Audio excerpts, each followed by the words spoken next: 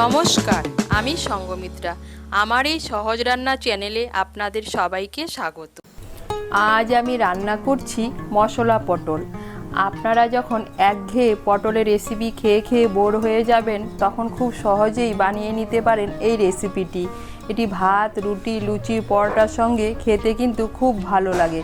আপনাদের যদি এই রেসিপিটি ভালো লাগে তাহলে লাইক এবং শেয়ার করবেন, আর রেসিপিটি কেমন হয়েছে কমেন্ট করে জানাবেন। আরও নতুন নতুন রেসিপি পাওয়ার জন্য চ্যানেলটিকে অবশ্যই সাবস্ক্রাইব করবেন।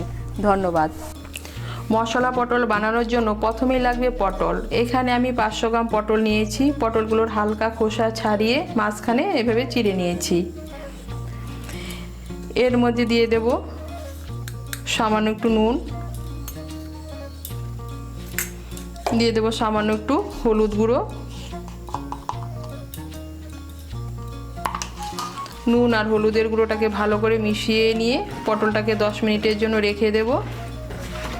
নুন আর হলুদের গুঁড়োটাকে ভালো করে মেখে নিয়েছি পটলের সঙ্গে। এখন পটলগুলোকে আমি 10 মিনিটের জন্য রেখে দেব। আর যা যা লাগবে সেটা আপনাদেরকে দেখিয়ে দিচ্ছি। লাগবে আদা বাটা, কাঁচা লঙ্কা বাটা, রসুন বাটা। ফোড়নের জন্য নিয়েছি গোটা গরম মশলা, গোটা জিরে। গুঁড়ো মশলার মধ্যে নিয়েছি হলুদ গুঁড়ো, লঙ্কার গুঁড়ো, জিরে গুঁড়ো, ধনে গুঁড়ো। নিয়েছি টমেটো সস। আর লাগবে গরম মশলার গুঁড়ো, ঘি, স্বাদ মতো নুন, চিনি। আর রান্নাটা আমি করব সর্ষের তেলে। প্রথমেই পটলগুলো ভেজে নেব। তার জন্য কড়াইতে দিয়ে দিয়েছি তেল। তেলটা গরম হয়ে গিয়েছে, এর মধ্যে পটলগুলো ভেজে নিচ্ছি।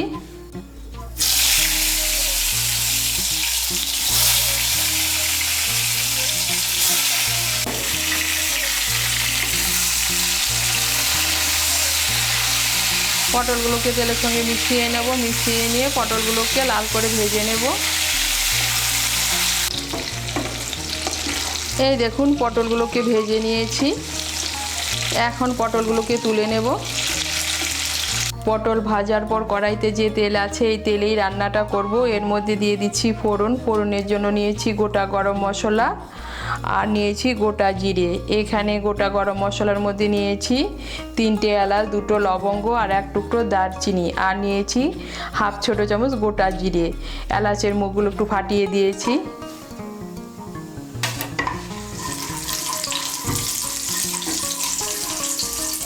ফোড়নটা দিয়ে একটু নাড়াচাড়া করে নিয়ে এর মধ্যে দিয়ে দেবো আদা বাটা, রসুন বাটা আর কাঁচা লঙ্কা বাটা।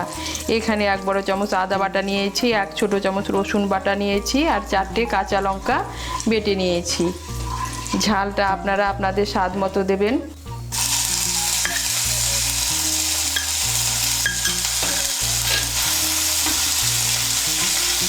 এর মধ্যে দিয়ে দিচ্ছি সামান্য একটু জল,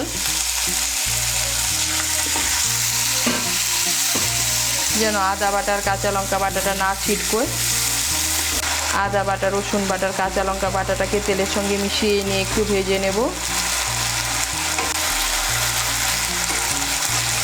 আদা বাটা, কাঁচা লঙ্কা বাটা আর রসুন বাটাটাকে তেলের সঙ্গে মিশিয়ে নিয়ে একটু ভেজে নিয়েছি। এখন এর মধ্যে দিয়ে দেবো গুঁড়ো মশলা। গুঁড়ো মশলার মধ্যে নিয়েছি 1 ছোটো চামচ হলুদের গুঁড়ো, 2 ছোটো চামচ জিরের গুঁড়ো, 1 ছোটো চামচ লঙ্কার গুঁড়ো আর 1 ছোটো চামচ ধনের গুঁড়ো। এগুলো দিয়ে একটা পেস্ট বানিয়ে নিয়েছি। এই পেস্টটা এর মধ্যে দিয়ে দিচ্ছি। গুঁড়ো মশলাটাকে মিশিয়ে নেব।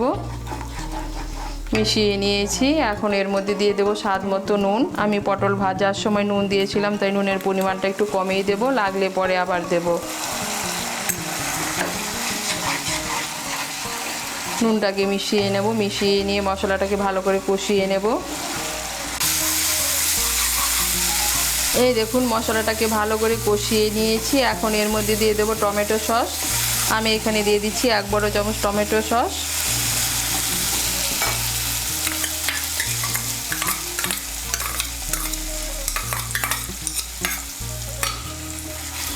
টমেটো সসটাকে মিশিয়ে নেব।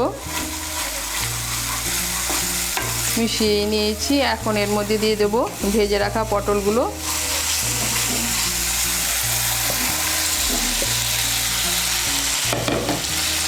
পটলগুলোকে মশলার সঙ্গে ভালো করে মিশিয়ে নেব। মিশিয়ে নিয়ে পটলগুলোকে আর একটু মশলার সঙ্গে কষিয়ে নেব।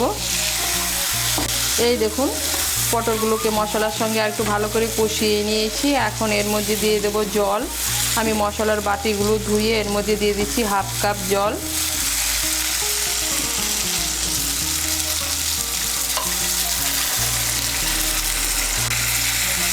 জলটাকে ভালো করে মিশিয়ে নেব। মিশিয়ে নিয়েছি। এখন আঁচটাকে মিডিয়াম করে 5-6 মিনিটের জন্য ঢেকে দেব। আঁচটা মিডিয়াম করে 5-6 মিনিটের জন্য ঢেকে দিয়েছিলাম। এই দেখুন পটলগুলো সেদ্ধ হয়ে গিয়েছে। পটলগুলো ভাজার সময় সেদ্ধ হয়ে গিয়েছিল। এখন এর মধ্যে দিয়ে দেবো স্বাদ মতো চিনি।